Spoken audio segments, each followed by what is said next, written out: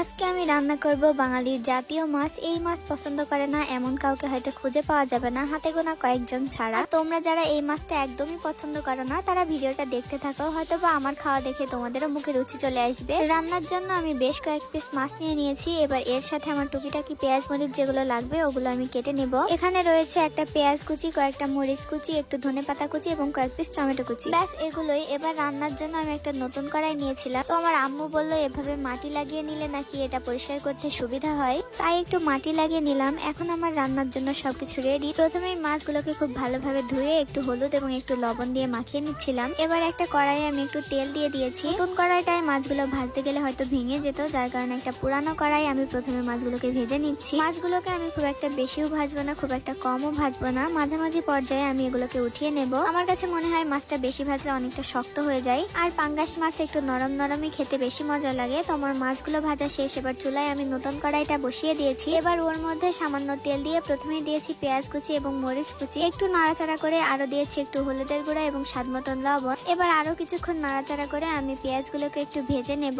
কিছুক্ষণ পর আমার আম্মু এখানে মরিচ বেটে দিয়েছিল, তো আমি মরিচ বাটাটা এর মধ্যে দিয়ে দিয়েছি। এখন একটু নাড়াচাড়া করে আমি মশলাটাকে একটু কষিয়ে নিয়ে এর মধ্যে কেটে রাখা টমেটো কুচিগুলো দিয়ে দিয়েছি। মশলাটা একটু সুন্দর করে কষিয়ে নিলে রান্নাটা খেতে অনেক বেশি মজা হয়। তো এই তো এবার একে একে আমি ভেজে রাখা মাছগুলো এর মধ্যে দিয়ে দিব। মাছের পিসগুলো যেহেতু বড় করে কাটা, তো আমি এই পর্যায়ে খুবই আস্তে আস্তে নাড়াচাড়া করতেছিলাম যাতে ভেঙে না যায়। তারপর আমি ঝোলের জন্য পানি দিয়ে দিয়েছিলাম। বেশ কিছুক্ষণ রান্না করার পর ঝোলটা ফুটে আসলে আমি এর মধ্যে কেটে রাখা ধনেপাতা কুচিগুলো দিয়ে দিয়েছি। সাথে যে জিরা বাটা ছিল ওগুলোও আমি এর মধ্যে দিয়ে দিয়েছি। ব্যাস আমার সবকিছু দেওয়া শেষ। এবার আরো কিছুক্ষণ রান্না করে ঝোলটা কমিয়ে আসলে আমি এটাকে নামিয়ে নেব।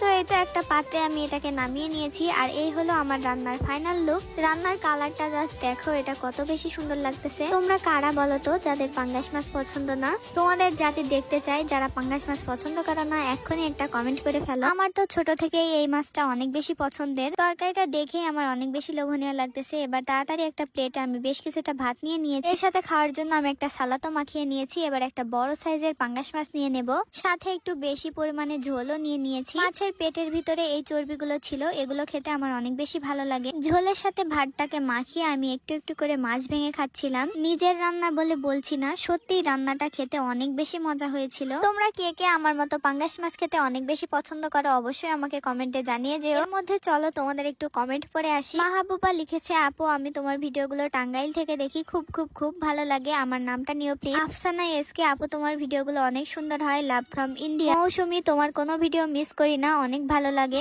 আপু তোমার ব্লগ খুব খুব ভালো লাগে, প্লিজ কমেন্টে রিপ্লাই করো। তোমাদের সকলকে অনেক বেশি ধন্যবাদ আমার ভিডিওতে এত সুন্দর একটা কমেন্ট করার জন্য, আর আমার প্রতিটা কিউট ফলোয়ার্স এর জন্যই আমার মন থেকে দোয়া এবং ভালোবাসা রইলো। তোমরা যারা আমার সাথে এভাবে কমেন্টে রিপ্লাই চাও তাড়াতাড়ি একটা সুন্দর কমেন্ট করে ফেলো, ইনশাল্লাহ আমি তোমাদের সবার কমেন্টে রিপ্লাই দেওয়ার চেষ্টা করবো। তো এভরিওয়ান, ভিডিওটা তোমার কাছে কেমন লেগেছে আর তোমরা কে কোন জায়গা থেকে আমার ভিডিওটা দেখছো তাড়াতাড়ি কমেন্ট করে ফেলো। দেখা হবে আবার নতুন কোনো ভিডিওতে। আল্লাহ হাফেজ, বাই বাই।